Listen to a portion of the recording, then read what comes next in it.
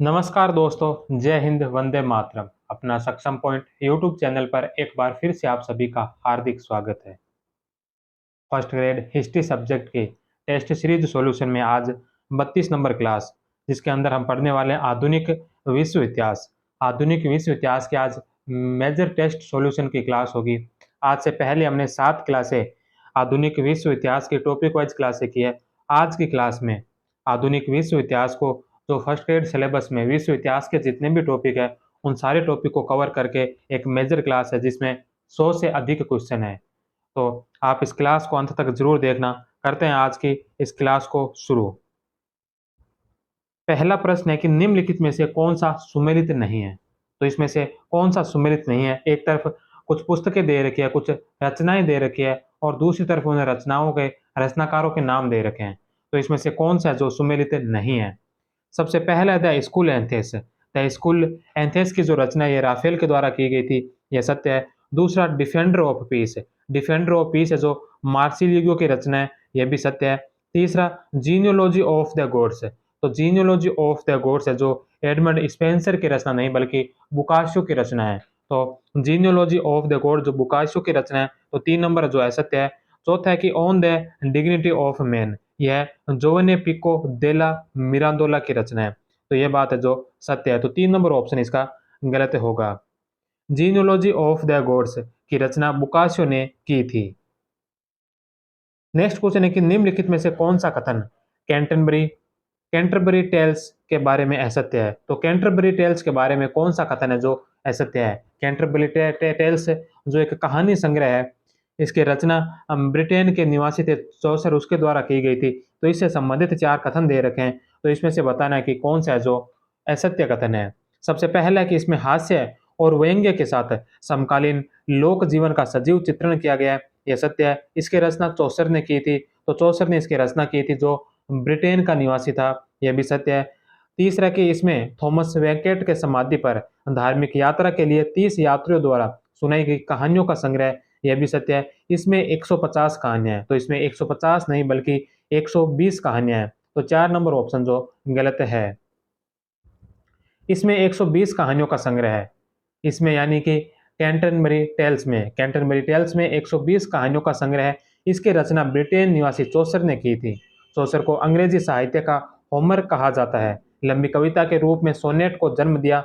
चौसर ने the book of duchess, house of fame, the legend of good women की रचनाएं की थी। नेक्स्ट क्वेश्चन है कि निम्नलिखित भौगोलिक खोजों के बारे में कौन सा सुमेलित नहीं है। तो भौगोलिक खोजों के बारे में यहाँ पर कुछ कथन दे रखे हैं, जिनमें स्थान दे रखे हैं और दूसरे खोजकर्ता या जहाँ पहुंचने वाला जो व्यक्ति था उसके बारे का नाम दे रखा है।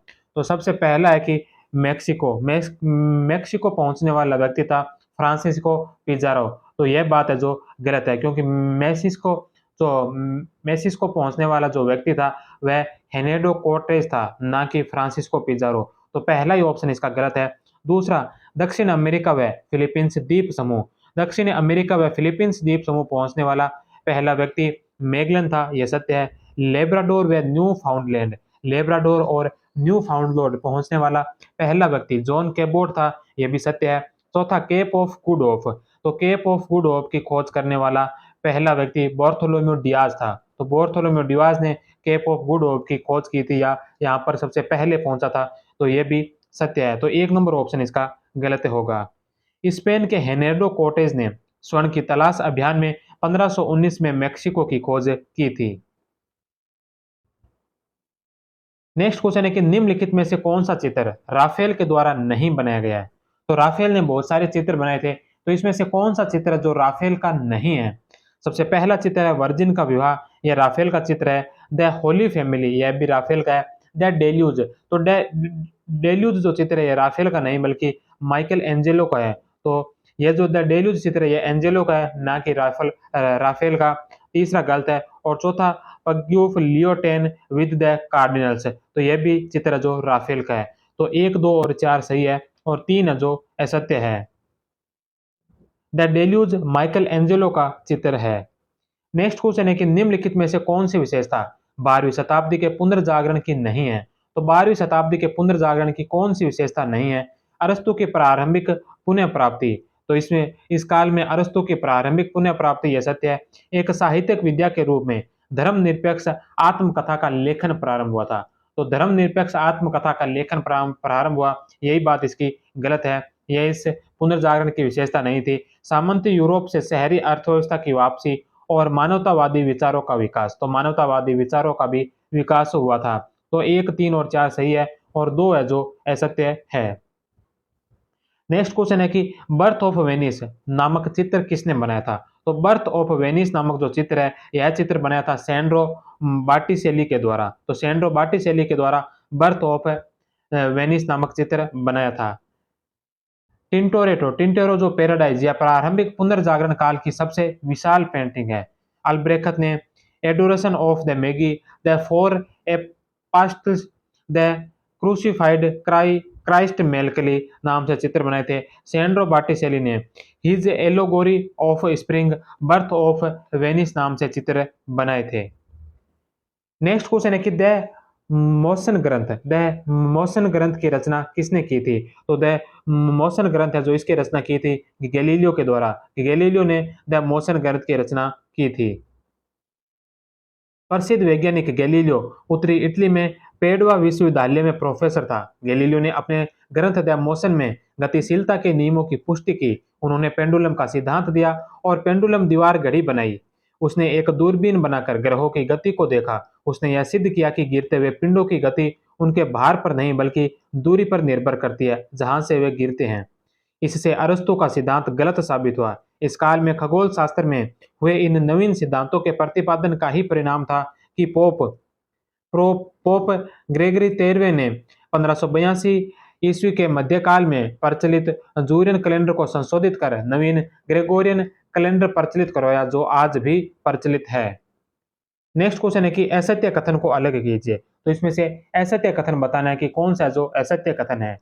सबसे पहला ऑप्शन है कि इटली में प्रथम मानववादी अकादमी की स्थापना 1439 ईस्वी में की गई थी। तो इटली के अंदर प्रथम मानववादी अकादमी की जो स्थापना है यह 1439 ईस्वी में की गई थी, यह बात सत्य है। दूसरा है कि जियोटो को चित्रकला में प्रकृतिवाद का जनक माना जाता है। तो जियोटो को जो चित्रकला में प्रकृतिवाद का जनक माना जाता है, यह बात भी सत्य है। तीसरा, फेमिलियर्स लेटर्स की रचना मोंटेस्क्यू की है। तो फेमिलियर्स लेटर्स की जो रचना है मोंटेस्क्यू की नहीं बल्कि पेट्रार्क की है। तो यह रचना पेट्रार्क की है, फेमिलियर्स लेटर्स। 3 नंबर ऑप्शन इसका गलत है। चौथा है कि माइकल एंजेलो को बारोक कला का जन्मदाता माना जाता है। तो माइकल एंजेलो को जो बारोक कला का जन्मदाता माना जाता है, यह बात भी सत्य है। तो 1, 2 और 4 सत्य है और 3 नंबर है जो इसका असत्य होगा।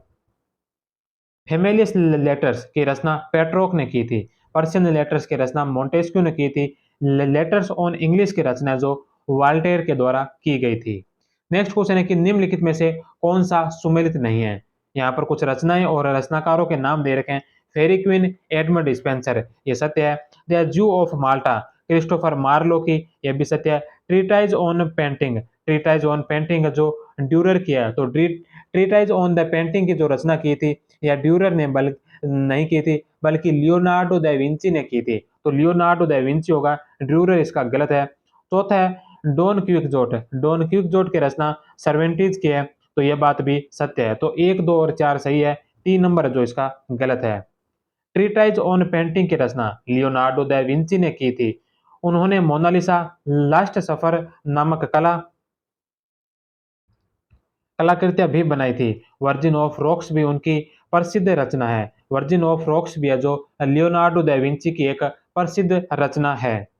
नेक्स्ट क्वेश्चन है कि बाउंड स्लेव व मोसेस नामक प्रसिद्ध मूर्तियां किसके द्वारा बनाई गई? बाउंड स्लेव व मोसेस नामक जो प्रसिद्ध मूर्तियां यह बनाई गई थी माइकल एंजेलो के द्वारा। उपयुक्त मूर्ति के अलावा माइकल एंजेलो द्वारा पिएटा नामक मूर्ति भी बनाई गई। इस पर माइकल एंजेलो के हस्ताक्षर भी है। नेक्स्ट क्वेश्चन है कि निम्नलिखित में से कौन सा सुमेलित नहीं है? तो यहाँ पर भी हमें बताना है कि कौन सा सुमेलित नहीं है। यहाँ पर कुछ मूर्तियां दे रखी है या जो किसके द्वारा बनाई गई थी। सबसे पहले है कि लोलार्ड्स वाइक्लिफ के अनुयायी, हयोगोनोट्स जो फ्रांस में काल्विन के अनुयायी थे, प्रेसबिट्स जो स्कॉटलैंड में कोलविन के अनुयायी थे। तो यह बात है जो गलत है, क्योंकि प्रेसबिट्स है जो कोलविन के अनुयायी नहीं थे बल्कि प्रेसबिट्स है जो प्रेस्बिट्स ये कोल्विन के द्वारा नियुक्त पादरी थे। कोल्विन के जो अनुयायी थे उन्हें प्रेस्बिटेरियन कहा गया था। तो प्रेस्बिटेरियन थे स्कॉटलैंड में कोल्विन के अनुयायी। जो प्रेस्बिटर्स है जो एक कोल्विनों के द्वारा नियुक्त एक वृद्ध पादरी का नाम था। तो 3 नंबर ऑप्शन इसका गलत है। और चौथा है प्यूरिटन। प्यूरिटन जो इंग्लैंड में उग्र प्रोटेस्टेंटों को कहा जाता है। प्यूरिटन जो इंग्लैंड में उग्र प्रोटेस्टेंटों को कहा जाता है। 4 नंबर भी सत्य है। तो 3 नंबर इसका जो असत्य होगा। प्रेस्बिटर्स प्रेस्बिटर्स है जो कोल्विन द्वारा नियुक्त वृद्ध पादरी था। प्रेस्बिटेरियन प्रेस्बिटेरियन जो स्कॉटलैंड में कोल्विन अनुयायी थे। नेक्स्ट क्वेश्चन है कि जेसुइट संघ या सोसाइटी ऑफ जीसस के संबंध में कौन सा कथन असत्य है। तो सोसाइटी ऑफ जीसस या जेसुइट संघ के बारे में कौन सा कथन है जो असत्य कथन है। सबसे पहला है कि इसके संस्थापक सदस्य फ्रांसिस जेवियर को धर्म प्रचार के लिए जापान भेजा गया था। तो इसके जो संस्थापक सदस्य फ्रांसिस जेवियर उनको धर्म प्रचार के लिए जापान भेजा गया था, यह सत्य है। इस संगठन का संस्थापक स्पेन निवासी इग्नेशियस लोयोला था। तो यह भी सत्य है। पोप पाल तृतीय द्वारा 1542 ईस्वी में इस संस्था को मान्यता दी गई थी। तो इस संस्था को मान्यता जो 1542 में नहीं बल्कि 1540 में ही मिल गई थी। तीसरा गलत है। इसकी स्थापना 1534 में पेरिस में की गई थी। तो यह बात भी सत्य है। तो 3 नंबर ऑप्शन इसका गलत होगा। इस संस्था को मान्यता पोप पाल तृतीय द्वारा 1540 ईस्वी में प्रदान की गई। इस संस्था का मुख्य उद्देश्य कैथोलिक चर्च में सुधार एवं कैथोलिक धर्म के विरोधियों का दमन करना था। यह सैनिक आधार पर गठित था। इसके संस्थापक सदस्यों की संख्या 6 थी। इसके अनुयायी सदाचार का कठोरता से पालन करते थे।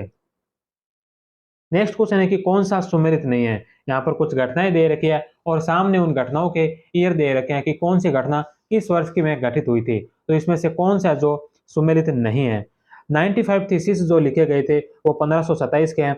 67 थीसिस जो 1523 के हैं। नातेज के आदेश जो 1598 के हैं।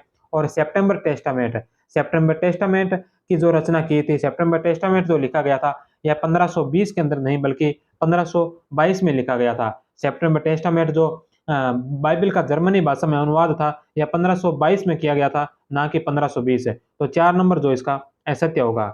1522 ईस्वी में लूथर द्वारा बाइबल का जर्मनी भाषा में अनुवाद सेप्टेम्बर टेस्टामेंट कहलाता है। यह सितंबर महीने में हुआ था, इसलिए सेप्टेम्बर टेस्टामेंट के नाम से जाना गया।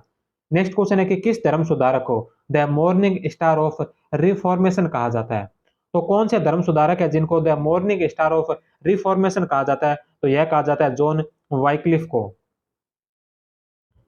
यह इंग्लैंड निवासी ऑक्सफोर्ड विश्वविद्यालय में प्रोफेसर था। इसने घोषणा की कि पोप पृथ्वी पर ईश्वर का प्रतिनिधि नहीं है। पोप पृथ्वी पर ईश्वर का प्रतिनिधि नहीं है। वाइक्लिफ की मृत्यु के बाद इसके शव को कब्रिस्तान से निकलवाकर गंदी जगह फेंक दिया गया था।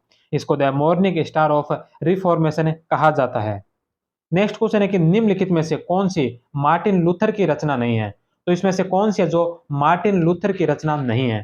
तो 1 number institute of Christian religion. Institute of Christian religion जो रचना है यह मार्टिन लूथर की नहीं बल्कि कोल्विन की है। तो यह रचना कोल्विन की है, ना कि मार्टिन लूथर की। तो पहला ही इसका असत्य है। दूसरा the Babylonian captivity of the church यह मार्टिन लूथर की है। An address to the nobility of the German nation यह भी मार्टिन लूथर की है। The freedom of Christian man यह भी मार्टिन लूथर की है। तो 2, 3 और 4 सही है। 1 नंबर जो इसका असत्य होगा। तो 1 नंबर ऑप्शन इसका राइट आंसर है। Institute of the Christian religion की रचना फ्रांस के निवासी कोल्विन ने की थी। नेक्स्ट क्वेश्चन है कि असत्य कथन को अलग कीजिए। यहाँ पर भी 4 कथन दे रखे हैं, इनमें से हमें असत्य कथन बताना है कि असत्य कथन कौन सा है। पहला है कि कोल्विन ने प्राबद्धवाद सिद्धांत अर्थात मनोनयन की धारणा प्रतिपादित की थी। तो यह बात तो बिल्कुल सत्य है। दूसरे नंबर पर है कि जॉन हस एक पादरी था जिसको चर्च और पोप का विरोध करने के कारण जिंदा जला दिया था। तो यह बात है जो बिल्कुल गलत है। तीसरा है कि ज्विंगली ने ज्यूरिख की धर्म सभा में धर्म सुधार के संबंध में 67 थीसिस प्रस्तुत की थी। तो 67 थीसिस है जो ज्विंगली ने ज्यूरिख की धर्म सभा में धर्म सुधार के संबंध में प्रस्तुत की थी, ये सत्य है। चौथा है कि कोल्विन को प्रोटेस्टेंट पोप कहा जाता है। तो यह बात भी सत्य है। तो 2 नंबर ऑप्शन इसका गलत होगा। जॉन हंस बोहेमिया का निवासी था तथा प्राग विश्वविद्यालय में प्रोफेसर के पद पर था। यह ज्विंगली का अनुयायी था। चर्च और पोप का विरोध करने के कारण इसको जिंदा जला दिया गया था। सेवोनारोला फ्लोरेंस नगर का पादरी था जिसको चर्च की निंदा करने के आरोप में जिंदा जला दिया गया था। नेक्स्ट क्वेश्चन है कि निम्नलिखित में से कौन सा कथन मार्टिन लूथर के संबंध में असत्य है। तो मार्टिन लूथर से संबंधित यहाँ पर 4 कथन दे रखे हैं। इनमें से बताना है कि कौन सा कथन है जो असत्य है। सबसे पहला कथन है कि यह विटेनबर्ग विश्वविद्यालय में धर्मशास्त्र के प्रोफेसर के पद पर नियुक्त हुआ था। तो मार्टिन लूथर है जो विटेनबर्ग विश्वविद्यालय में धर्मशास्त्र के प्रोफेसर के पद पर नियुक्त हुआ, यह सत्य है। दूसरा, पोप लियो दसम ने पेपुल बुल नामक आदेश जारी कर लूथर को धर्म बहिष्कृत किया था। तो मार्टिन लूथर को पोप लियो दसम ने जो धर्म से बहिष्कृत किया था वह पेपल बुल नामक आदेश जारी करके किया था, यह भी सत्य है। इसने किसानों के विद्रोह का समर्थन किया था। तो मार्टिन लूथर ने जो किसानों के विद्रोह का समर्थन नहीं बल्कि उसका विरोध किया था और जमींदारों और सामंतों से कहा गया कि इस विद्रोह को कुचल देना चाहिए, इसको कुचलने के लिए कहा गया था। तो 3 नंबर जो इसका गलत है। चौथा है कि इसका जन्म मार्टिन लूथर का जन्म 10 नवंबर 1483 ईस्वी को जर्मनी के सैक्सनी प्रांत के इस्लीडेन में हुआ था। तो यह बात भी सत्य है। तो 1, 2 और 4 सही है और 3 नंबर जो इसका गलत है। मार्टिन लूथर के विचारों से प्रभावित होकर दक्षिणी पश्चिमी व मध्य जर्मनी के किसानों ने 1525 ईस्वी में थॉमस मुंतजर के नेतृत्व में विद्रोह कर दिया। लूथर ने शासकों व सामंतों से इस विद्रोह को कुचल देने के लिए कहा था। नेक्स्ट क्वेश्चन है कि इंग्लैंड के चर्च को प्रोटेस्टेंट स्वरूप किस शासक के समय प्रदान किया गया। तो इंग्लैंड के चर्च को प्रोटेस्टेंट स्वरूप किस शासक के समय प्रदान किया था। तो यह किया था एडवर्ड सस्टम के समय। एडवर्ड सस्टम के समय आंग्ल चर्च को प्रोटेस्टेंट स्वरूप प्रदान किया गया था।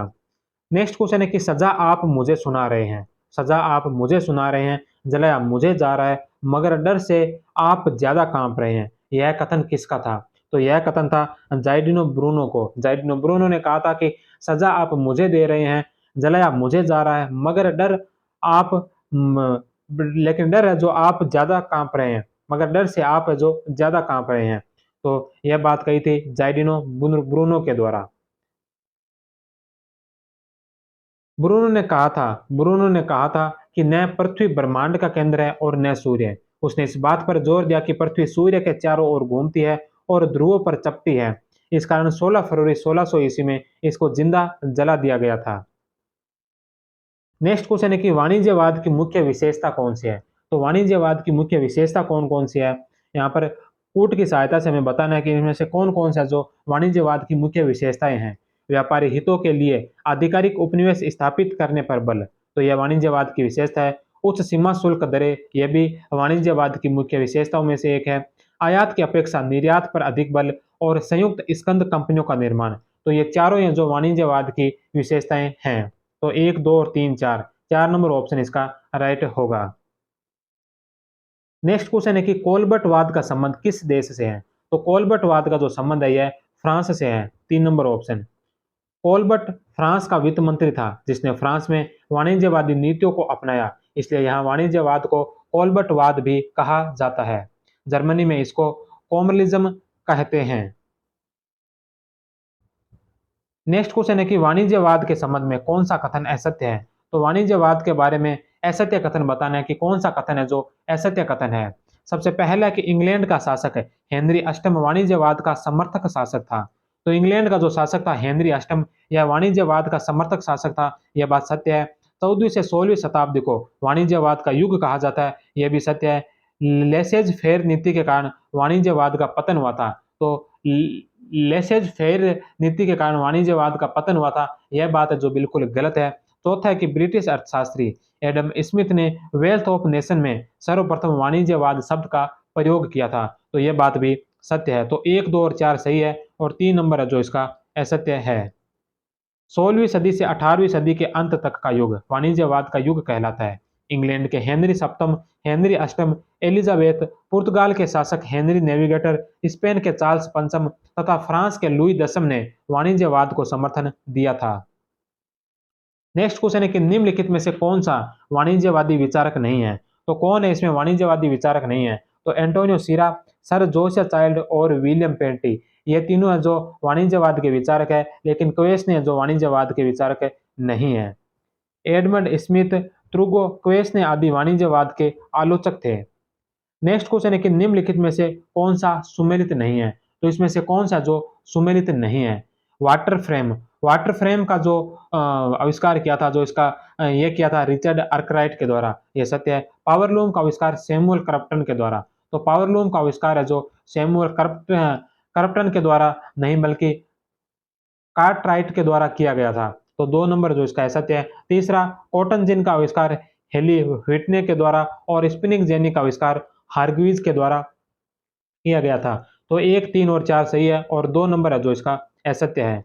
1785 ईस्वी में 1785 ईस्वी में कार्टराइट ने पावर लूम का निर्माण किया। 1733 ईस्वी में जॉन के ने फ्लाइंग शटल का निर्माण किया। 1779 ईस्वी में सैमुअल क्रॉम्पटन ने म्यूल का आविष्कार किया। 1846 ईस्वी में इलियास होव सिलाई मशीन का आविष्कार किया था। नेक्स्ट क्वेश्चन है कि निम्नलिखित में से कौन सा सुमेलित नहीं है? एक तरफ आविष्कार के नाम दे रखे हैं और दूसरी तरफ जो आविष्कारकों के नाम दे रखे हैं। तो इसमें से कौन सा जो सुमेलित नहीं है? सबसे पहला है कि सड़क निर्माण तकनीक। सड़क निर्माण तकनीक के जो आविष्कारक थे वो थे मैकाडम, यह सत्य है। रबड़ के वलनीकरण की पद्धति, रबड़ के वलनीकरण की जो पद्धति है यह सैमुअल मोर्स के द्वारा इसका आविष्कार किया था। यह बात बिल्कुल गलत है, क्योंकि रबड़ के वलनीकरण की पद्धति का जो आविष्कार किया था यह 1839 ईस्वी में चार्ल्स गोडेयर के द्वारा किया गया था। तो 2 नंबर इसका असत्य है। तीसरा, क्लीमोट नामक प्रथम वाष्पचलित नौका, जिसका आविष्कार रॉबर्ट फुल्टन के द्वारा किया गया, और रॉकेट नामक प्रसिद्ध भाप इंजन का जो आविष्कार है यह जॉर्ज स्टीफेंस के द्वारा किया गया। तो यह भी इसका सही है। रबड़ के वल्कनीकरण की पद्धति चार्ल्स गुडियर के ने 1839 ईस्वी में खोजी। सैमुअल मोर्स ने 1844 ईस्वी में तार यंत्र बनाया। रोलैंड हिल ने 1840 में डाक टिकट बनाया था। नेक्स्ट क्वेश्चन है कि औद्योगिक क्रांति का परिणाम था नई जनता, नए वर्ग, नई नीतियां, नई समस्याएं और नए साम्राज्य। यह कथन किसका है? तो यह कथन किसने दिया था कि औद्योगिक क्रांति का ही परिणाम है कि नई जनता, नए वर्ग, नई नीतियां, नई समस्याएं और नए साम्राज्य? तो यह कथन है प्रोफेसर नोबेल्स का। नेक्स्ट क्वेश्चन है कि औद्योगिक क्रांति के संबंध में असत्य कथन को बताइए। तो औद्योगिक क्रांति के संबंध में असत्य कथन कौन सा है? पहला कि औद्योगिक क्रांति सबसे पहले वस्त्र उद्योग में हुई। तो औद्योगिक क्रांति जो सबसे पहले वस्त्र उद्योग में हुई थी यह सत्य है। दूसरा, औद्योगिक क्रांति शब्द का सर्वप्रथम प्रयोग फ्रांसीसी नेता ब्लैंक ने 1833 ईस्वी में किया था, यह भी सत्य है। तीसरा, लेक्चर्स ऑन इंडस्ट्रियल रिवॉल्यूशन की रचना अर्नोल्ड टोइनबी ने की थी, यह भी सत्य है। चौथा, इंग्लैंड के पश्चात यूरोप में सबसे पहले औद्योगिक परिवर्तन जर्मनी में आए थे। तो इंग्लैंड के पश्चात यूरोप में जो सबसे पहले औद्योगिक परिवर्तन हुए थे वो जर्मनी में हुए थे, वो जर्मनी में नहीं हुए थे। तो जर्मनी में नहीं बल्कि बेल्जियम में हुए थे। 4 नंबर ऑप्शन इसका गलत है। इंग्लैंड से औद्योगिक क्रांति का प्रसार यूरोप के अन्य देशों में हुआ। क्रांति का प्रसार पश्चिम से पूर्व तथा दक्षिण की ओर हुआ। इंग्लैंड के पश्चात बेल्जियम पहला देश था जिसमें औद्योगिक क्रांति हुई थी। नेक्स्ट क्वेश्चन है कि निम्नलिखित में से किन लेखकों ने प्रोटो औद्योगिकरण शब्द दिया था? तो कौन से लेखकों ने जो प्रोटो औद्योगिकरण शब्द दिया था? तो यह दिया था पीटर क्राइटे, हंस मेडिक और जुर्गन स्कलम्बोन ने। 2 नंबर ऑप्शन। नेक्स्ट क्वेश्चन है कि निम्नलिखित में से असत्य कथन को अलग कीजिए। तो इसमें से असत्य कथन बताना है। पहला, वाणिज्यवाद का प्रारंभ सबसे पहले स्पेन में हुआ था। तो वाणिज्यवाद का प्रारंभ जो सबसे पहले स्पेन में हुआ यह सत्य है। दूसरा, थॉमस मोल्थस ने the on the principle of political economy and taxation लिखा था। तो यह जो थॉमस मोल्थस के द्वारा नहीं लिखी गई थी बल्कि ये जो रचना की गई थी यह डेविड रिकार्डो के द्वारा की गई थी। तो डेविड रिकार्डो के द्वारा की गई थी, न कि थॉमस मोल्थस के द्वारा। 2 नंबर गलत है। तीसरा, औद्योगिक क्रांति की शुरुआत 18वीं शताब्दी में हुई थी। औद्योगिक क्रांति की शुरुआत इंग्लैंड से हुई थी। तो औद्योगिक क्रांति की शुरुआत 18वीं शताब्दी में इंग्लैंड से हुई थी। तो 3 और 4 सत्य है, 1 भी सत्य है। 2 नंबर है जो इसका असत्य होगा। On the principles of A political economy and taxation David Ricardo के द्वारा लिखी गई है। नेक्स्ट क्वेश्चन है कि निम्नलिखित में से कौन सा असत्य है? तो इसमें भी हमें फिर से असत्य कथन बताना है कि कौन सा कथन है जो असत्य है। सबसे पहला कि संयुक्त राज्य अमेरिका में पहली अंग्रेज बस्ती की स्थापना क्रिस्टोफर न्यूफोर्ट ने की थी। तो संयुक्त राज्य अमेरिका में पहली अंग्रेज बस्ती की जो स्थापना या क्रिस्टोफर न्यूफोर्ट ने की थी, यह सत्य है। दूसरा, संयुक्त राज्य अमेरिका में पहली अंग्रेज बस्ती की स्थापना 1607 ईस्वी में हुई थी, यह भी सत्य है। इस बस्ती की स्थापना ब्रिटिश अमेरिकन कंपनी के द्वारा की गई थी। तो इस बस्ती की जो स्थापना ब्रिटिश अमेरिकन कंपनी के द्वारा नहीं, बल्कि लंदन की कंपनी के द्वारा की गई थी। 3 नंबर जो इसका गलत है। चौथा, संयुक्त राज्य अमेरिका में पहली अंग्रेज बस्ती जेम्स टाउन थी। तो संयुक्त राज्य अमेरिका के अंदर जो पहली अंग्रेज बस्ती थी, यह जेम्स टाउन थी। यह बात भी सत्य है। 1, 2 और 4 सही है और 3 नंबर है जो इसका गलत है। इस बस्ती की स्थापना लंदन कंपनी के द्वारा की गई थी। नेक्स्ट क्वेश्चन है कि निम्नलिखित में से कौन सा अधिनियम ग्रीनविले ने उपनिवेशों पर लागू नहीं किया? तो कौन सा अधिनियम है जो ग्रीनविले ने उपनिवेशों पर लागू नहीं किया था? तो ग्रीनविले ने शुगर एक्ट लाया था, करेंसी एक्ट लाया था और स्टाम्प एक्ट लाया था। आयरन एक्ट है जो ग्रीनविले ने उपनिवेशों पर लागू नहीं किया था। 2 नंबर ऑप्शन इसका राइट आंसर है। ग्रीनविले ने उपनिवेशों को प्रभावित करने के लिए ग्रीनविलो ने उपनिवेशों को प्रभावित करने के लिए 4 अधिनियम बनाए। 4 अधिनियम जिसमें sugar act 1764, stamp act 1765, currency act व क्वार्टरिंग एक्ट। नेक्स्ट क्वेश्चन है कि ओलिव ब्रांच पिटिशन का संबंध किससे है? तो ओलिव ब्रांच पिटिशन का संबंध है जो द्वितीय महाद्वीपीय कांग्रेस से है। द्वितीय महाद्वीपीय कांग्रेस का 10 मई 1775 ईस्वी का आयोजन फिलाडेल्फिया में जॉन हैनकॉक की अध्यक्षता में हुआ था, जिसमें शांति की एक अपील की गई, जिसको ओलिव ब्रांच पिटिशन कहा गया। नेक्स्ट क्वेश्चन है कि अमेरिका में किस युद्ध में अंग्रेज सेनापति जनरल हो एवं जनरल बुर्गियन को पराजय का सामना करना पड़ा था? तो अमेरिका में कौन से युद्ध में अंग्रेज सेनापति जनरल हो एवं जनरल बुर्गियन को पराजय का सामना करना पड़ा था? तो वह था साराटोगा का युद्ध। 17 अक्टूबर 1777 को साराटोगा के युद्ध में जनरल बुर्गियन व जनरल हो को पराजय का सामना करना पड़ा था। इससे पहले जनरल विलियम हो ने अमेरिकी सेना के सेनापति जॉर्ज वॉशिंगटन को 17 जून 1775 को बंकर हिल की लड़ाई में पराजित किया था। नेक्स्ट क्वेश्चन है कि ब्रिटिश सरकार ने 1774 ईस्वी में इंटोलेरेबल एक्ट किसके विरुद्ध पारित किया था? तो ब्रिटिश सरकार ने 1774 ईस्वी में इंटोलेरेबल एक्ट है जो यह पारित किया था मैसाचुसेट्स के विरुद्ध। लॉर्ड नॉर्थ की चाय नीति के विरोध में मैसाचुसेट्स के बंदरगाह बोस्टन में 16 दिसंबर 1773 ईस्वी को सैमुअल एडम्स के नेतृत्व में अमेरिकियों ने ईस्ट इंडिया कंपनी के जहाज पर चढ़कर 340 पेटियां समुद्र में फेंक दी। इस घटना को बोस्टन टी पार्टी कहा जाता है। इस घटना के विरोध में ब्रिटिश सरकार ने 1774 ईस्वी में इंटोलेरेबल एक्ट के तहत 5 दमनात्मक कानून पारित किए थे। नेक्स्ट क्वेश्चन है कि निम्नलिखित में से कौन सा सुमेलित नहीं है? एक तरफ समाचार पत्र दे रखे हैं और दूसरी तरफ जो उनके संपादकों के नाम दे रखे हैं। सबसे पहला जो समाचार पत्र है यह न्यूयॉर्क गजट है। न्यूयॉर्क के गजट के जो संपादक थे वह थे एंड्रू ब्रेडफर्ड जो इसके संपादक थे। जॉन डिकेसन नहीं थे। पहला ही इसका गलत है। दूसरा, बोस्टन न्यूज लेटर के संपादक जॉन कैंपबेल थे। अमेरिकन मर्करी के संपादक एंड्रू ब्रेडफर्ड थे और गजट गजट के जो संपादक थे वो थे बेंजामिन फ्रैंकलिन। तो 2, 3, 4 सही है और 1 नंबर है जो गलत है। न्यूयॉर्क गजट एंड्रू ब्रेडफर्ड ने 1725 ईस्वी में प्रकाशित किया था। नेक्स्ट क्वेश्चन है कि the administration of the finance of France पुस्तक किसने लिखी थी? तो the administration of the finance of France जो पुस्तक लिखी थी, यह पुस्तक लिखी गई थी नेकर के द्वारा। 4 नंबर ऑप्शन। नेकर ने फ्रांस के आय व्यय का विवरण क्रांतरादु प्रकाशित करवाकर जनता में बंटवा दिया तथा उपयुक्त पुस्तक की रचना की थी। नेक्स्ट क्वेश्चन है कि निम्नलिखित में से कौन सी विशेषता फ्रांस की क्रांति में 1795 ईस्वी के तीसरे वर्ष के संविधान की नहीं है? तो निम्नलिखित में से कौन सी विशेषता जो फ्रांस की क्रांति में 1795 ईस्वी के तीसरे वर्ष के संविधान की नहीं है? तो क्रांतिकारी न्यायाधिकरण की स्थापना। यह जो क्रांतिकाल के तीसरे संविधान से पहले की हुई थी, तीसरे संविधान के दौरान की नहीं है। तो पहला इसमें गलत है। दूसरा, द्विसदनात्मक व्यवस्था, 5 सदस्यों वाली कार्यपालिका या संचालक मंडल और संपत्ति पर आधारित मताधिकार।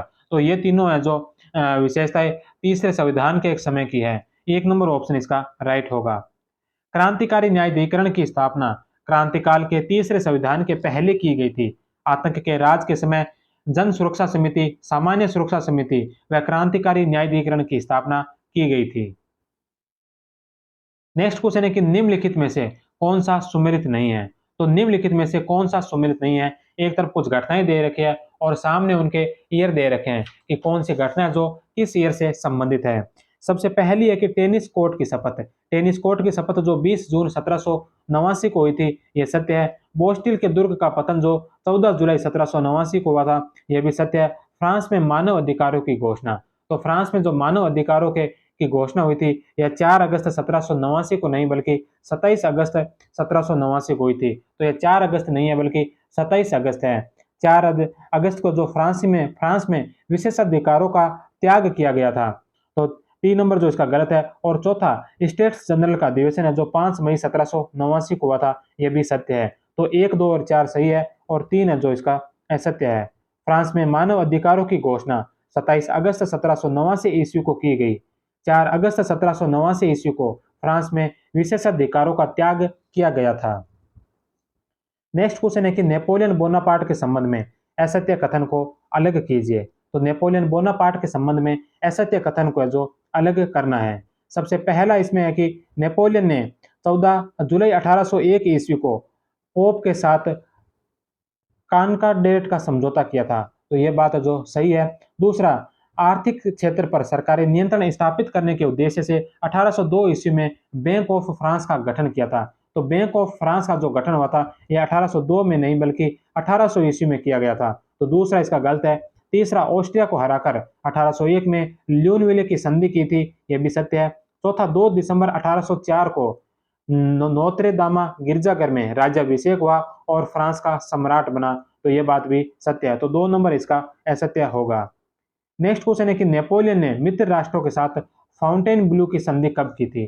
तो नेपोलियन ने मित्र राष्ट्रों के साथ जो फाउंटेन ब्लू की संधि की थी, यह संधि की थी अप्रैल 1814 ईस्वी में। पर्सा, ऑस्ट्रिया, रूस, स्वीडन और इंग्लैंड ने मिलकर चौथे गुट का निर्माण किया। इस गुट ने 16 अक्टूबर से 19 अक्टूबर 1813 के बीच राष्ट्रों के युद्ध में नेपोलियन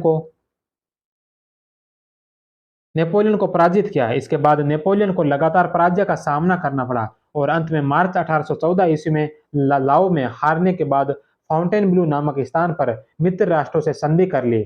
फ्रांस का सिंहासन त्याग दिया और नेपोलियन को मित्र राष्ट्रों ने एल्बा द्वीप का शासक बना दिया था। नेक्स्ट क्वेश्चन है कि असत्य कथन को अलग कीजिए। तो इसमें से भी असत्य कथन बताना है कि कौन सा कथन है जो असत्य है।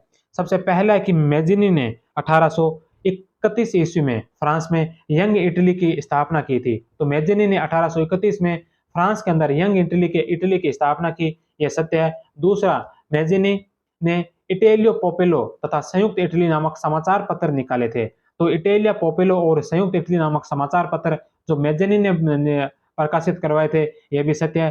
काउर ने परमेश्वर, जनता और इटली का नारा दिया था। तो काउर ने जो नारा दिया था, यह परमेश्वर, जनता और इटली का नारा नहीं दिया था। परमेश्वर, जनता और इटली का जो नारा दिया था, यह नारा दिया था मैजिनी ने। तो 3 नंबर जो इसका गलत है। और चौथा है कि का, काउर ने इल रिसेजोमेंटो नामक समाचार पत्र निकाला था। तो यह बात है जो सत्य है। तो इसमें असत्य बताना है, 3 नंबर ऑप्शन इसका राइट होगा। मैजिनी ने यंग इटली के माध्यम से परमेश्वर, जनता और इटली का नारा दिया, जिसका अर्थ था परमात्मा में विश्वास रखो, सब भाइयों को एक साथ मिलाओ और इटली को मुक्त करवाओ। नेक्स्ट क्वेश्चन है कि गैरिबाल्डी के लाल कुर्ती दल के स्वयंसेवक the thousand red shirt party किस देश की सहायता से सिसिली द्वीप पर पहुंचे थे। तो यह ब्रिटेन की सहायता से जो सिसिली द्वीप पर पहुंचे थे। 1856 में केऊर के साथ हुई मुलाकात में गैरिबाल्डी को बहुत प्रभावित किया। इसे मुलाकात के बाद वह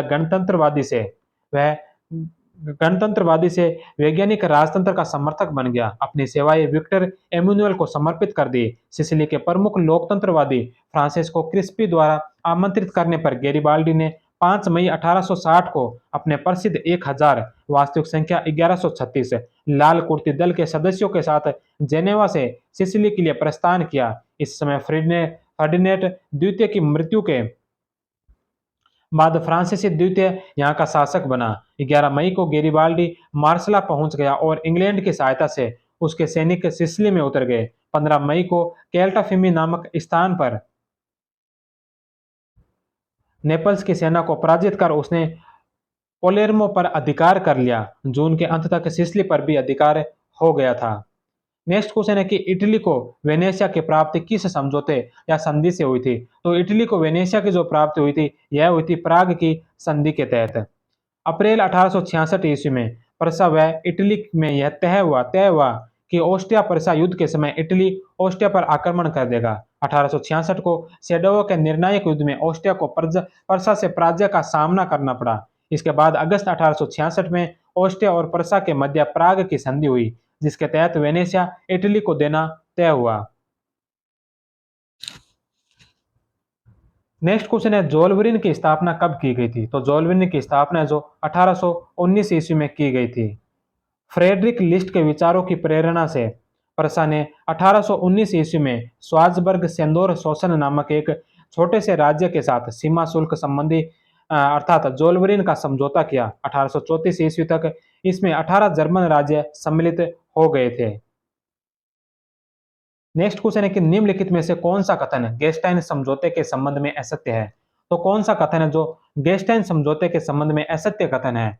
सबसे पहला है कि लायनबर्ग की डच्ची प्रसा को बेच दिया था। तो लायनबर्ग की डच्ची प्रसा को बेच दिया था, यह बात सत्य है। दूसरा, कील के बंदरगाह पर ऑस्ट्रिया और प्रसा का संयुक्त अधिकार रहा। तो कील के बंदरगाह पर ऑस्ट्रिया का और प्रसा का जो संयुक्त अधिकार रहा था, यह भी सत्य है। तीसरा, हेलेस्टाइन प्रसा को देने का निर्णय किया गया। तो हेलेस्टाइन है जो प्रसा को देने का निर्णय नहीं किया गया था, यह ऑस्ट्रिया के अधिकार में ही रखने का निर्णय हुआ था। तीसरा जो गलत है। और चौथा, 14 अगस्त 1865 ईस्वी को जर्मनी के विलियम प्रथम और ऑस्ट्रिया के फ्रांसीसी जोसेफ के मध्य यह समझौता हुआ था। तो यह जो समझौता हुआ था गेस्टाइन समझौता, यह 14 अगस्त 1865 को जर्मनी के विलियम प्रथम और ऑस्ट्रिया के फ्रांसीसी जोसेफ के मध्य हुआ था। तो यह बात भी सत्य है। तो 3 नंबर ऑप्शन इसका राइट आंसर होगा। होलेस्टाइन ऑस्ट्रिया के अधिकार में रखने का निर्णय हुआ। स्लेस्विग जो प्रसा को देने का निर्णय किया गया था। नेक्स्ट क्वेश्चन है कि 1871 ईस्वी के पश्चात फ्रैंकफर्ट की संधि यूरोप का रिसने वाला फोड़ा बन गया। यह कथन किसका है? तो यह बात किसने कही थी कि 1871 ईस्वी के पश्चात फ्रैंकफर्ट की जो संधि है यह यूरोप का रिसने वाला फोड़ा बन गया? तो यह बात कही थी हेजन ने। थियर्स ने कहा था कि सेडोवो के युद्ध से ऑस्ट्रिया की नहीं बल्कि फ्रांस की हार हुई है। नेक्स्ट क्वेश्चन है कि निम्नलिखित में से कौन सा कथन असत्य है? तो इसमें से भी हमें असत्य कथन बताना है कि कौन सा कथन असत्य है। सबसे पहला कथन है कि ओटवान बिस्मार्क को 1861 ईस्वी में प्रसा का चांसलर बनाया गया। तो 1861 में नहीं बल्कि 1862 में बनाया गया था। तो प्रसा का जो चांसलर बिस्मार्क को बनाया था यह 1862 में बनाया था। पहला ही ऑप्शन इसका गलत है। दूसरा, 1848 की फ्रैंकफर्ट संसद में आइना हाइट तथा फ्राइहाइट के नारे दिए गए थे। तो यह भी सत्य है। तीसरा, मैटरनिक व्यवस्था के विरुद्ध विद्यार्थियों के प्रयासों से 1815 में बर्सेनसेफ्ट नामक संगठन का निर्माण किया गया था। तो मैटरनिक व्यवस्था के विरुद्ध में विद्यार्थियों के प्रयास से 1815 के अंदर बर्सेनसेफ्ट नामक संगठन का निर्माण हुआ था, यह भी सत्य है। चौथा ऑप्शन है कि मैटरनिक ने 1819 ईस्वी में कोल्सवाद घोषणा के द्वारा शिक्षकों तथा विद्यार्थियों पर कठोर नियंत्रण स्थापित किया था। तो यह बात भी सत्य है। तो 1, 2 और 3 तीसरा सत्य है। 1, 2 और 3 सही है और 1 नंबर है जो इसका गलत है। ओटवान बिस्मार्क को 1862 ईस्वी में प्रसा का चांसलर बनाया। बिस्मार्क ने रिफ्लेक्शंस एंड रेमिनिसेंस नामक पुस्तक लिखी थी। नेक्स्ट क्वेश्चन है कि बिस्मार्क ने ऑस्ट्रिया व रूस के शासकों के साथ मिलकर ड्रिकेसबर्ग अर्थात 3 सम्राटों के संघ का गठन कब किया था? तो बिस्मार्क ने ऑस्ट्रिया व रूस के शासकों के साथ मिलकर ड्रिकेसबर्ग की अर्थात 3 सम्राटों के संघ का जो गठन किया था यह किया था 1873 ईस्वी के अंदर। बिस्मार्क ने रूस के साथ 1887 में पुनर्आश्वासन की संधि की। जर्मनी व ऑस्ट्रिया के मध्य 1879 ईस्वी में द्विगुट संधि हुई। 1882 ईस्वी में जर्मनी, इटली व ऑस्ट्रिया ने मिलकर ट्रिपल अलायंस का गठन किया था। बिस्मार्क ने इस संधि को शांति का संघ कहा था। नेक्स्ट क्वेश्चन है कि निम्नलिखित में से कौन सा असत्य कथन है? तो इसमें से भी हमें असत्य कथन बताना है कि कौन सा कथन असत्य है। सबसे पहला है कि मोरक्को की समस्या पर विचार करने के लिए 1906 ईस्वी में अल्जेसिराज सम्मेलन जो स्पेन में हुआ था, आयोजित हुआ था, तो ये बात है जो सत्य है। दूसरा, जर्मनी ने पैंथर नामक युद्धपोत अगादिर के बंदरगाह पर भेजा जो प्रथम मोरक्को संकट का कारण बना था, तो यह बात है जो गलत है। तीसरा है, कासाब्लांका की घटना फ्रांस और जर्मनी में तनाव का कारण बनी, तो कासाब्लांका की जो घटना यह फ्रांस और जर्मनी में तनाव का कारण बनी थी, यह सत्य है। और चौथा ऑप्शन है कि डोंगर बैंक की घटना के कारण, डोंगर बैंक की घटना के कारण इंग्लैंड व रूस के मध्य तनाव की स्थिति बन गई थी, तो यह बात भी सत्य है। तो 1, 3 और 4 सही है और 2 नंबर है जो इसका असत्य है। 1911 ईस्वी में मोरक्को की राजधानी फेज में विद्रोह हो गया। यूरोपियन लोगों के जनजीवन की रक्षा के बहाने फ्रांस ने वहां अपनी सेना भेज दी। इसके विरोध में जर्मनी ने पैंथर नामक युद्धपोत अगादिर के बंदरगाह पर भेज दिया, जो द्वितीय मोरक्को संकट का कारण बना था।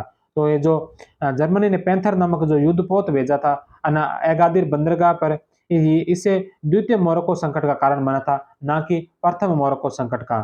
तो नेक्स्ट क्वेश्चन है कि प्रथम विश्व युद्ध का तात्कालिक कारण क्या था? तो प्रथम विश्व युद्ध का जो तात्कालिक कारण था, यह ऑस्ट्रिया के राजकुमार फर्डिनेंड की हत्या थी। 28 जून 1914 को बोस्निया के सेराजो नामक स्थान पर ऑस्ट्रिया के राजकुमार फर्डिनेंड की जो हत्या हुई थी, यह प्रथम विश्व युद्ध का तात्कालिक कारण था। ऑस्ट्रिया के राजकुमार की हत्या कर हत्या हत्या कर नामक एक हत्या जो कल हाथ नामक एक गुरुवादी संगठन के सदस्य गैवरिलो प्रिंसेप के द्वारा की गई थी। नेक्स्ट क्वेश्चन है कि असत्य कथन को अलग कीजिए। तो इसमें भी हमें असत्य कथन बताना है। सबसे पहला है कि रूस 3 मार्च 1918 को जर्मनी के साथ ब्रेस्ट ब्रेस्ट लिटोवस्क की संधि पर प्रथम विश्व युद्ध से अलग हो गया था, तो ये सत्य है। दूसरा ऑप्शन है कि जर्मनी ने 11 नवंबर 1918 को आत्मसमर्पण करते हुए प्रथम विश्व युद्ध के युद्ध विराम दस्तावेजों पर हस्ताक्षर किए थे, ये भी सत्य है। तीसरा है कि प्रथम विश्व युद्ध में 36 राष्ट्रों ने भाग लिया था, तो प्रथम विश्व युद्ध में जो 36 राष्ट्रों ने भाग लिया था, यह भी सत्य है। चौथा है कि 1 अगस्त 1914 ईस्वी को इंग्लैंड ने जर्मनी के विरुद्ध युद्ध की घोषणा की थी, तो 1 अगस्त 1914 को है जो जर्मनी ने रूस के विरुद्ध व 3 अगस्त 1914 को फ्रांस के विरुद्ध युद्ध की घोषणा की थी। इंग्लैंड ने जो 4 अगस्त 1914 को जर्मनी के विरुद्ध युद्ध की घोषणा की थी। अमेरिका ने 6 अप्रैल 1917 को प्रथम विश्व युद्ध में शामिल हुआ था। तो इंग्लैंड ने जो जर्मनी के विरुद्ध युद्ध की जो घोषणा की थी, इंग्लैंड ने जर्मनी के विरुद्ध युद्ध की घोषणा 4 अगस्त 1914 को की थी, ना कि 1 अगस्त 1914 को। 1 अगस्त 1914 को जर्मनी ने रूस के विरुद्ध युद्ध की घोषणा की थी, तो 4 नंबर ऑप्शन इसका गलत है। नेक्स्ट क्वेश्चन है कि किस संधि द्वारा 1915 में मित्र राष्ट्रों ने इटली को अपने पक्ष में शामिल कर लिया? तो कौन सी संधि के तहत जो 1915 में मित्र राष्ट्रों ने इटली को अपने पक्ष में शामिल किया था, तो यह क्या था? लंदन की संधि के तहत। 1915 में लंदन की संधि के द्वारा इटली को प्रादेशिक क्षेत्रों का प्रलोभन देकर मित्र राष्ट्रों ने अपने पक्ष में कर लिया था। नेक्स्ट क्वेश्चन है कि प्रथम विश्व युद्ध के बाद आयोजित किए गए पेरिस शांति सम्मेलन जो 1919 में हुआ था, उसका अध्यक्ष कौन था? तो पहले विश्व युद्ध के पश्चात जो पेरिस शांति सम्मेलन आयोजित हुआ था 1919 में, उसके अध्यक्ष थे क्लीमेंसो। 18 जनवरी 1919 को पेरिस शांति सम्मेलन का उद्घाटन फ्रांस के राष्ट्रपति पोइंकारे ने किया था। फ्रांस के प्रधानमंत्री जॉर्ज क्लीमेंसो को सम्मेलन का सभापति बनाया गया था। नेक्स्ट क्वेश्चन है कि निम्नलिखित में से कौन सी वर्साई की संधि की शर्त नहीं है? तो कौन सी जो वर्साई की संधि की शर्त नहीं है? तो जर्मन अधिकृत उत्तरी स्लेस्विग को डेनमार्क को दे दिया, तो जर्मन अधिकृत जो उत्तरी स्लेस्विग था या डेनमार्क को दे दिया, यह सत्य है, यह इस वर्साई की संधि के तहत दिया गया। पोलैंड नामक स्वतंत्र राष्ट्र का निर्माण किया गया, तो पोलैंड नामक जो स्वतंत्र राष्ट्र का निर्माण किया गया, यह बात भी सत्य है। तीसरा, जर्मनी की वायुसेना सीमित कर दी गई, तो जर्मनी की वायुसेना सीमित कर दी गई, यह बात गलत है। जर्मनी की वायुसेना को सीमित नहीं बल्कि जर्मनी की वायुसेना को निषेध ही कर दिया गया था, तो 3 नंबर ऑप्शन इसका गलत है। सीमित नहीं, उस जर्मनी की वायुसेना को निषेध ही कर दिया था। और चौथा है कि जर्मनी को अल्सास लारेन के प्रांत फ्रांस को देने पड़े थे, तो जर्मनी के पास जो अल्सास लारेन के जो प्रांत थे यह फ्रांस को देने पड़े थे, तो यह शर्त भी वर्साई की संधि के तहत हुई थी, तो 4 नंबर भी सत्य है। तो 1, 2 और 4 सही है और 3 नंबर है जो असत्य है, इसका राइट आंसर होगा।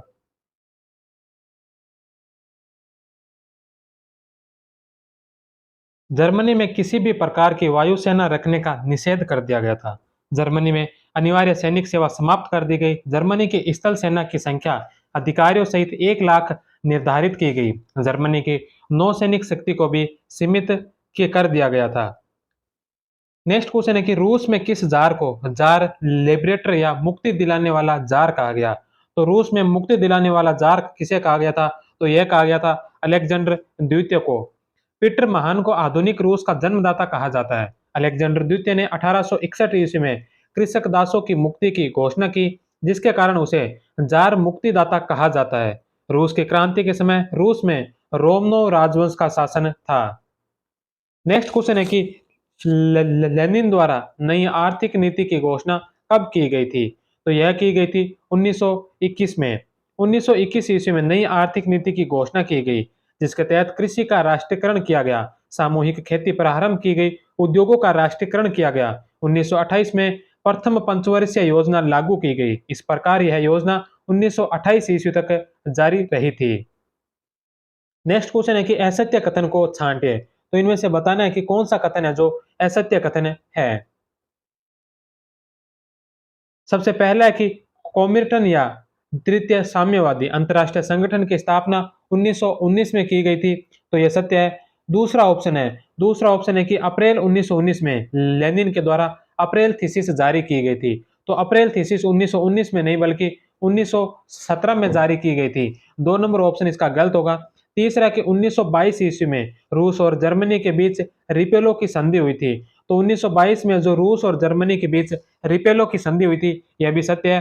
चौथा है कि लेनिन को ग्रेट रेप्यूडिएटर कहा जाता है, तो यह बात भी सत्य है। तो 2 नंबर असत्य है जो इसका राइट आंसर होगा।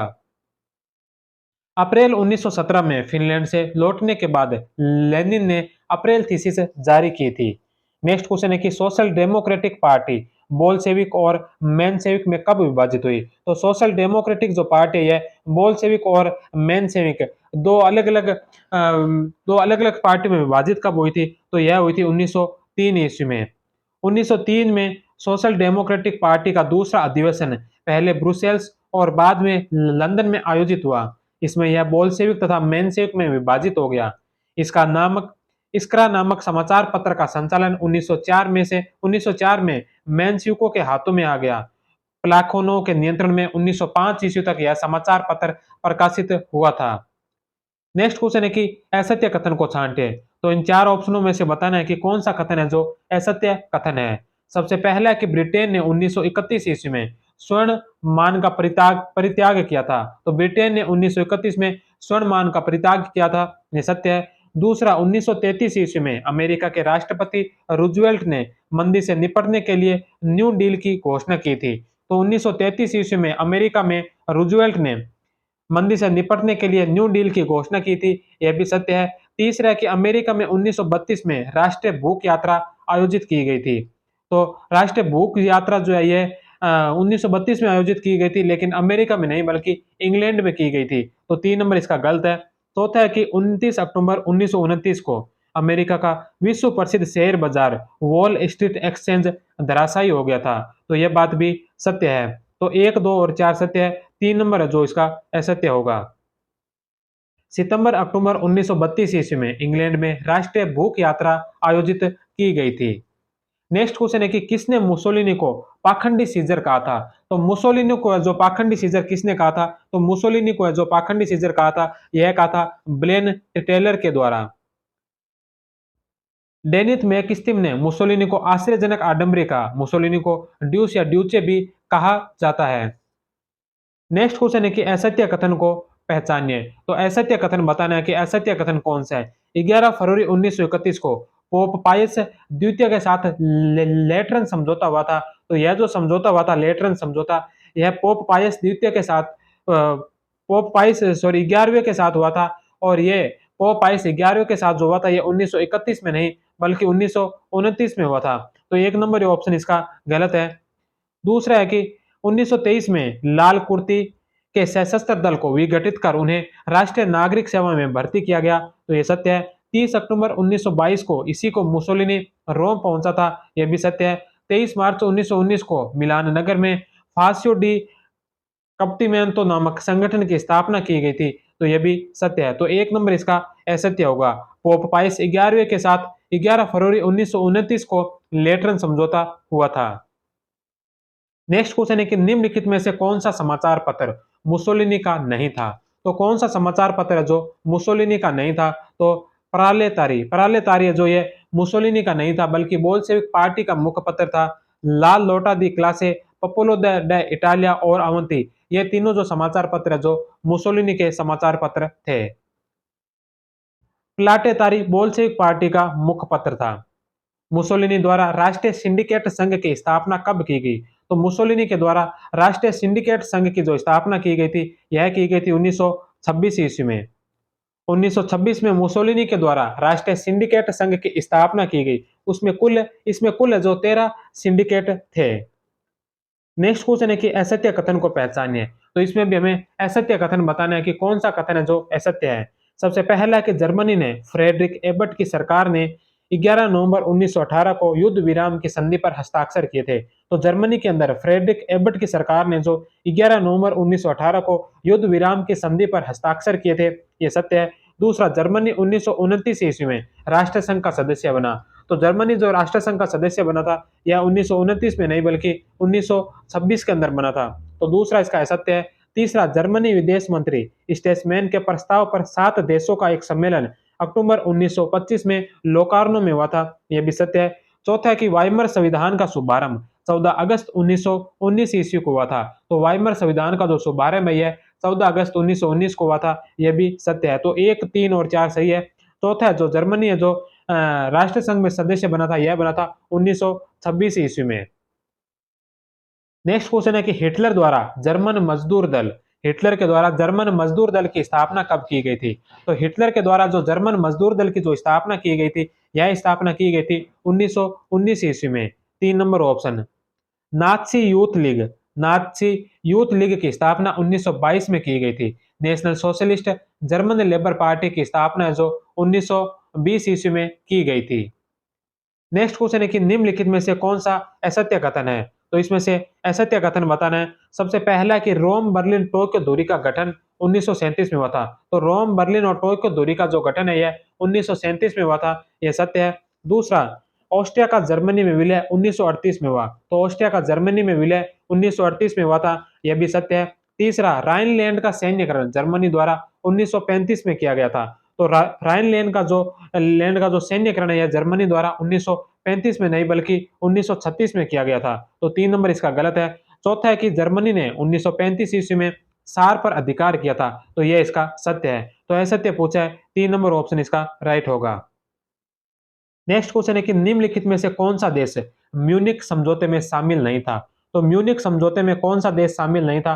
तो म्यूनिक समझौता जो 1938 में हुआ था, इसमें इटली, फ्रांस और जर्मनी शामिल थे, बल्कि रूस इसमें शामिल नहीं था। 29 सितंबर 1938 को हुए म्यूनिक समझौते में रूस तथा चेकोस्लोवाकिया के प्रतिनिधियों को आमंत्रित नहीं किया गया था। नेक्स्ट क्वेश्चन है कि जर्मनी के द्वारा इंग्लैंड के विरुद्ध चलाए गए सामुद्रिक अभियान को क्या नाम दिया गया था? तो जर्मनी के द्वारा जो इंग्लैंड के विरुद्ध सामुद्रिक अभियान चलाया था, उस अभियान को नाम दिया था ऑपरेशन सी लाइन। मित्र राष्ट्रों ने जर्मनी के विरुद्ध नॉर्मंडी पर ऑपरेशन ओवरलॉर्ड के तहत सेना उतारी। जर्मनी द्वारा रूस पर आक्रमण की योजना को ऑपरेशन बारबरोसा नाम दिया गया। इंग्लैंड द्वारा फ्रांस में अपने सैनिकों को जर्मन आक्रमण से बचाने के लिए ऑपरेशन डायनेमो चलाया गया था।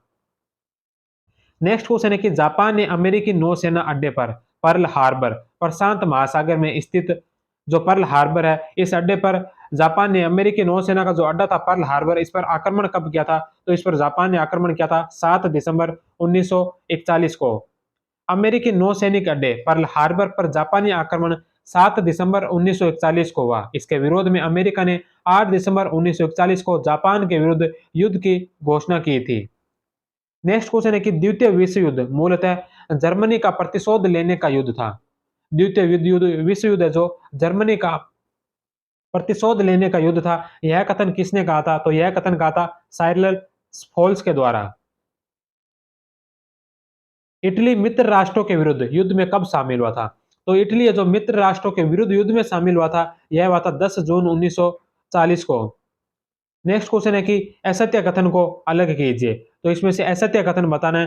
पहला कि 14 अगस्त 1941 ईस्वी को चर्चिल तथा रूजवेल्ट ने एटलांटिक चार्टर की घोषणा की थी। तो 14 अगस्त 1941 को चर्चिल तथा रूजवेल्ट ने एटलांटिक चार्टर की घोषणा की, यह बिल्कुल सत्य है। दूसरा, यूरोप में 8 मई 1945 को द्वितीय विश्व युद्ध समाप्त हुआ था। तो द्वितीय विश्व युद्ध जो 8 मई 1945 को समाप्त हुआ, यह भी सत्य है। तीसरा कि जापान द्वारा आत्मसमर्पण किए जाने के साथ ही 14 अगस्त 1945 को द्वितीय विश्व युद्ध समाप्त हो गया। तो यूरोप के अंदर 8 मई 1945 को और उसके साथ ही द्वितीय विश्व युद्ध पूर्ण रूप से 14 अगस्त 1945 को जापान के द्वारा आत्मसमर्पण करने के पश्चात समाप्त हो गया था। तो यह बात भी सत्य है। चौथा ऑप्शन है कि जर्मनी ने 22 जून 1940 को रूस पर आक्रमण किया था। तो जर्मनी ने जो रूस पर आक्रमण किया था, यह 22 जून 1940 को नहीं बल्कि 22 जून 1941 को किया था। तो 4 नंबर ऑप्शन इसका असत्य है। नेक्स्ट क्वेश्चन है कि राष्ट्र संघ की दूसरी धारा के अनुसार इसका प्रमुख अंग कौन सा नहीं है। तो राष्ट्र संघ की दूसरी धारा के अनुसार इसका प्रमुख अंग कौन सा नहीं है। तो राष्ट्र संघ का जो अंग है सचिवालय, परिषद और साधारण सभा, ये राष्ट्र संघ के अंग है। लेकिन अंतरराष्ट्रीय न्यायालय जो राष्ट्र संघ का अंग नहीं है। राष्ट्र संघ की दूसरी धारा के अनुसार राष्ट्र संघ के प्रमुख 3 अंग थे तथा अंतरराष्ट्रीय न्यायालय व अंतरराष्ट्रीय मजदूर संघ इसके 2 स्वायत्त अंग थे। नेक्स्ट क्वेश्चन है कि असत्य कथन को अलग कीजिए। तो इसमें से अभी हमें असत्य कथन बताना है कि कौन सा कथन है जो असत्य है। सबसे पहला कथन है कि राष्ट्रसंघ की महासभा का पहला अधिवेशन 15 नवंबर 1920 को वुड्रो विल्सन की अध्यक्षता में हुआ था। तो राष्ट्रसंघ की महासभा का जो पहला अधिवेशन है यह 15 नवंबर 1920 को वुड्रो विल्सन की अध्यक्षता में हुआ था, यह सत्य है। दूसरा, राष्ट्रसंघ की महासभा का अंतिम अधिवेशन अप्रैल 1946 में हुआ, यह भी सत्य है। अंतरराष्ट्रीय न्यायालय की स्थापना 30 जनवरी 1922 को हॉलैंड के हेग नगर में हुई थी। तो अंतरराष्ट्रीय न्यायालय की जो स्थापना है यह 30 जनवरी 1942 को हॉलैंड के हेग नगर में हुई थी। तो यह बात भी सत्य है। चौथा ऑप्शन है कि द्वितीय विश्व युद्ध के समय हॉलैंड पर जर्मनी का अधिकार होने के बाद अंतरराष्ट्रीय न्यायालय का मुख्य बेल्जियम स्थानांतरित किया था। तो इसका जो मुख्यालय यह बेल्जियम नहीं बल्कि स्विट्जरलैंड स्थानांतरित किया था। तो 4 नंबर ऑप्शन इसका गलत है। द्वितीय विश्व युद्ध के समय हॉलैंड पर जर्मनी का अधिकार होने के बाद अंतरराष्ट्रीय न्यायालय का मुख्यालय स्विट्जरलैंड स्थानांतरित किया गया था। नेक्स्ट क्वेश्चन है कि निम्नलिखित में से किस सम्मेलन में 5 महाशक्तियों को सुरक्षा परिषद में निषेधाधिकार किया गया। तो निम्नलिखित में से किस सम्मेलन के अंदर जो 5 शक्तियों को सुरक्षा परिषद में निषेधाधिकार दिया गया था। तो यह किया गया था याल्टा सम्मेलन के अंतर्गत। 4 नंबर ऑप्शन। याल्टा सम्मेलन का आयोजन 4 से 11 फरवरी 1945 को किया गया, जिसमें सुरक्षा परिषद में 5 महाशक्तियों को स्थायी सदस्यता देने का प्रस्ताव रखा गया, साथ ही उनको निषेधाधिकार भी दिया गया था। नेक्स्ट क्वेश्चन है कि संयुक्त राष्ट्र संघ के सदस्यता त्यागने वाला एकमात्र देश कौन सा था। तो संयुक्त राष्ट्र संघ की सदस्यता जो त्यागने वाला एकमात्र देश था वह था इंडोनेशिया। 2 number option. इंडोनेशिया ने 11 जनवरी 1965 ईस्वी में मलेशिया से विवाद के चलते संयुक्त राष्ट्र संघ की सदस्यता को त्याग दिया था, परंतु 28 दिसंबर 1966 ईस्वी में पुनः सदस्यता ग्रहण कर ली। ताइवान एकमात्र ऐसा देश था जिसको संयुक्त राष्ट्र संघ के सदस्यता से वंचित किया गया था। नेक्स्ट क्वेश्चन है कि संयुक्त राष्ट्र संघ के चार्टर की धारा 17 के अनुसार बजट पास करने का अधिकार दिया गया था। तो संयुक्त राष्ट्र संघ के चार्टर की धारा 17 के अनुसार बजट पास करने का अधिकार किसे दिया था। तो यह दिया था महासभा को। नेक्स्ट क्वेश्चन है कि संयुक्त राष्ट्र संघ का वह कौन सा महासचिव था जो हवाई दुर्घटना में मारा गया था।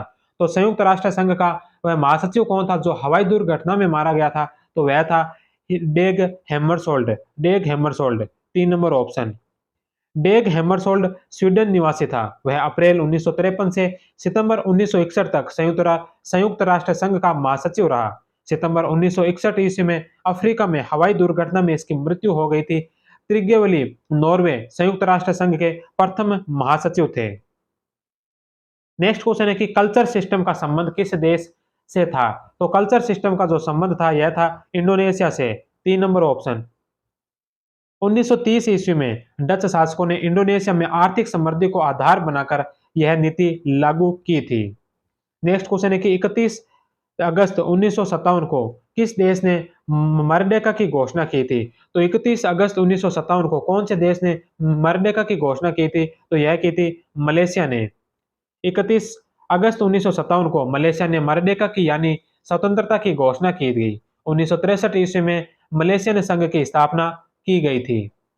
नेक्स्ट क्वेश्चन है कि डॉक्टर अहमद सुकार्नो के नेतृत्व में इंडोनेशियन नेशनलिस्ट पार्टी की स्थापना कब की गई? तो डॉक्टर अहमद सुकार्नो के नेतृत्व में इंडोनेशियन नेशनलिस्ट पार्टी की जो स्थापना की गई थी, यह की गई थी 1927 ईस्वी में। हनोई समझौता किस किस के मध्य हुआ था? तो हनोई समझौता हुआ था, यह हुआ था फ्रांस और वियतनाम के मध्य। तो हनोई समझौता फ्रांस और वियतनाम के मध्य हुआ था। फ्रांस व वियतनाम फ्रांस व वियतनाम के मध्य 6 मार्च 1946 को हनोई समझौता हुआ था। 6 मार्च 1946 को जो हनोई समझौता हुआ था, 25 मार्च 1947 को डॉक्टर अहमद सुकार्नो की इंडोनेशिया रिपब्लिक तथा डच सरकार के बीच लिंगायती समझौता हुआ था। नेक्स्ट क्वेश्चन है कि अमेरिका द्वारा किस देश में साम्यवाद विरोधी शासन कायम करने के लिए डोमिनो सिद्धांत का प्रतिपादन किया गया? तो डोमिनो सिद्धांत का जो प्रतिपादक है, यह अमेरिका के द्वारा कौन से देश में साम्यवादी विरोधी शासन कायम करने के लिए किया गया था? तो यह किया गया था वियतनाम के अंदर। 2 नंबर ऑप्शन। दक्षिणी वियतनाम में साम्यवाद विरोधी शासन कायम करने के लिए अमेरिका द्वारा डोमिनो सिद्धांत प्रतिपादन किया गया था। नेक्स्ट क्वेश्चन है कि तेल अल कबीर का युद्ध कब हुआ था? तो तेल अल कबीर का जो युद्ध हुआ था, यह युद्ध हुआ था 1882 ईस्वी में। तेल अल कबीर का युद्ध 13 सितंबर 1882 ईस्वी को हुआ, जिसमें अरबी विद्रोहियों को पराजय का सामना करना पड़ा था। नेक्स्ट क्वेश्चन है कि बाल्फोर घोषणा किस देश से के संबंध में की गई? तो बाल्फोर घोषणा जो की गई थी, यह फिलिस्तीन के संबंध में की गई थी। यह घोषणा 2 नवंबर 1917 को ब्रिटिश विदेश मंत्री ऑर्थर वोल्फर के द्वारा फिलिस्तीन में यहूदी जाति के लिए एक राष्ट्रीय आवास की स्थापना के संबंध में की गई थी। नेक्स्ट क्वेश्चन है कि कुओमिंतांग पार्टी की स्थापना कब की गई थी? तो कुओमिंतांग पार्टी की जो स्थापना की गई थी, यह स्थापना हुई थी 1912 में। तो कुओमिंतांग पार्टी की स्थापना 1912 ईस्वी में हुई थी। नेक्स्ट क्वेश्चन है कि चीन में साम्यवादियों का महाप्रस्थान कब प्रारंभ हुआ? तो चीन में साम्यवादियों का महाप्रस्थान जो प्रारंभ हुआ था, यह हुआ था 16 अक्टूबर 1934 ईस्वी को। माओ के नेतृत्व में उसके समर्थकों में किंग क्यांगसी ने सेंसी तक महाअभियान 16 अक्टूबर 1934 को प्रारंभ किया तथा 20 अक्टूबर 1935 को समाप्त हुआ था। नेक्स्ट क्वेश्चन है कि संन्यात सेन के दल के 3 प्रमुख सिद्धांतों में से कौन सा नहीं है? तो संन्यात सेन के जो प्रमुख 3 सिद्धांत थे, वो थे आर्थिक उन्नति, लोकतंत्र और राष्ट्रीयता। समाजवाद है जो उनके सिद्धांत का हिस्सा नहीं है। तो आर्थिक उन्नति, लोकतंत्र और राष्ट्रीयता, ये जो संन्यात सेन दल के 3 प्रमुख सिद्धांत थे। नेक्स्ट क्वेश्चन है कि अंतर्राष्ट्रीय न्यायालय में नियुक्त होने वाला प्रथम भारतीय न्यायाधीश कौन सा था? तो अंतर्राष्ट्रीय न्यायालय के अंदर नियुक्त होने वाला प्रथम जो भारतीय न्यायाधीश था, वो था वेनेगल नरसिंह राव। वेनेगल नरसिंह राव अंतर्राष्ट्रीय न्यायालय में नियुक्त होने वाले प्रथम भारतीय न्यायाधीश थे। इनके बाद डॉक्टर नगेंद्र सिंह अंतर्राष्ट्रीय न्यायालय में न्यायाधीश रहे। यह इस न्यायालय में के मुख्य न्यायाधीश भी रहे थे। यह मूलतः डूंगरपुर राजस्थान के निवासी थे। इसके बाद में गौरव रघुनंदन स्वरूप पाठक अंतर्राष्ट्रीय न्यायालय के न्यायाधीश रहे। दलवीर सिंह भंडारी भी अंतर्राष्ट्रीय न्यायालय के न्यायाधीश रहे थे। नेक्स्ट क्वेश्चन है कि राष्ट्रसंघ ने धारा 22 के तहत किन देशों को उपनिवेशों पर शासन करने का अधिकार दिया था? तो राष्ट्रसंघ ने धारा 22 के तहत कौन कौन से देशों को जो उपनिवेश पर शासन करने का अधिकार दिया था? तो यह दिया था ब्रिटेन को, फ्रांस को, बेल्जियम को और जापान को। इन चारों को यह जो राष्ट्रसंघ ने धारा 22 के तहत उपनिवेशों पर शासन करने का अधिकार दिया था। तो 1, 2, 3, 4, 1 नंबर ऑप्शन है जो इसका राइट आंसर है। राष्ट्रसंघ की धारा 22 में मेडेंट व्यवस्था की स्थापना की गई। इसके तहत ब्रिटेन, फ्रांस, बेल्जियम एवं जापान आदि देशों को उपनिवेशों पर शासन करने का अधिकार दिया गया था। नेक्स्ट क्वेश्चन है कि द्वितीय विश्व युद्ध के दौरान 1942 में गठित ग्रैंड अलायंस में कौन सा देश शामिल नहीं था? तो द्वितीय विश्व युद्ध के दौरान जो 1942 में ग्रैंड अलायंस का गठन किया था, इसके अंदर कौन सा देश है जो शामिल नहीं था? तो इसमें संयुक्त राज्य अमेरिका था, इंग्लैंड था और सोवियत रूस था, लेकिन फ्रांस है जो इसका भाग नहीं था। तो 1, 2 1, 3 और 4 संयुक्त राज्य अमेरिका, इंग्लैंड और सोवियत रूस जो इस ग्रैंड अलायंस के भाग थे। 2 नंबर फ्रांस है जो इसका भाग नहीं था। नेक्स्ट क्वेश्चन है कि मीन कैफ किसकी रचना है? तो जो मीन कैफ है यह रचना हिटलर की है। यह हिटलर की आत्मकथा है। जो मीन कैफ है जो हिटलर की आत्मकथा है। हिटलर ने बवेरिया राज्य में हिटलर ने बवेरिया राज्य में लेंड्सबर्ग जेल में मीन कैफ नामक अपनी आत्मकथा लिखी, जिसको नाजियों की बाइबल कहा जाता है। नेक्स्ट क्वेश्चन है कि नरोदनिक या पॉपुलिस्ट किसे कहा जाता है? तो नरोदनिक या पॉपुलिस्ट किसे कहा जाता है? तो यह कहा जाता है हर्जन और चर्निस्वेस्को के अनुयायियों को। तो हर्जन और चर्निस्वेस्को के अनुयायियों को नरोदनिक या पॉपुलिस्ट कहा जाता है। नेक्स्ट क्वेश्चन है कि वर्साई की संधि को किसने राजमार्ग की डकैती कहा था? तो राजमार्ग की डकैती, वर्साई की जो संधि हुई थी इसे राजमार्ग की डकैती किसने कहा था? तो इसे राजमार्ग की डकैती कहा था हिटलर ने। नेक्स्ट क्वेश्चन है कि इटली में 1896 ईस्वी में अडोवा के युद्ध में किस देश को पराजित किया? तो इटली ने जो 1896 में अडोवा का जो युद्ध हुआ था इसमें कौन से देश को पराजित किया? तो इटली ने अडोवा के युद्ध में 1896 ईस्वी में अबिसीनिया को पराजित किया था। इटली ने इस युद्ध में अबिसीनिया को पराजित किया और अबिसीनिया के साथ अदीस अबाबा की संधि की थी। नेक्स्ट क्वेश्चन है थ्रू द डार्क कॉन्टिनेंट पुस्तक किसकी है? थ्रू द डार्क कॉन्टिनेंट पुस्तक किसकी है? तो यह मार्टिन स्टैनली की। 1874 ईस्वी में मार्टिन स्टैनली ने कांगो नदी की घाटी और उसकी सहायक नदियों के क्षेत्र की खोज की तथा इस पुस्तक की रचना की थी। नेक्स्ट क्वेश्चन है राष्ट्र संघ द्वारा फिलिस्तीन, मेसोपोटामिया तथा ट्रांस जॉर्डन का क्षेत्र किस देश की संरक्षता में दिया गया था? तो राष्ट्र संघ के द्वारा फिलिस्तीन, मेसोपोटामिया तथा ट्रांस जॉर्डन का जो क्षेत्र है यह किस देश की संरक्षता में दिया गया था? तो यह दिया गया था इंग्लैंड की संरक्षता में। नेक्स्ट क्वेश्चन है कि निम्नलिखित में से कौन सा कथन 23 अगस्त 1866 ईस्वी को प्राग की संधि में के संबंध में असत्य है? तो 23 अगस्त 1866 को जो प्राग की संधि हुई थी इस संधि से संबंधित यहाँ पर 4 कथन दे रखे हैं। तो इनमें से कौन सा कथन है जो इस प्राग की संधि के संबंध में असत्य है? तो यह प्राग की संधि जो प्रसा और ऑस्ट्रिया के मध्य हुई थी तो यह बात सत्य है। ऑस्ट्रिया ने युद्ध हार जाने के तौर पर 60 लाख पाउंड प्रसा को देने पड़े थे। तो युद्ध हार जाने के तौर पर जो ऑस्ट्रिया को जो हर्जाने पर परसा ने दिए थे ये 60 लाख पाउंड नहीं बल्कि 30 लाख पाउंड दिए थे। तो 30 लाख पाउंड दिए थे ना कि 60 लाख पाउंड। तो दूसरा जो गलत है।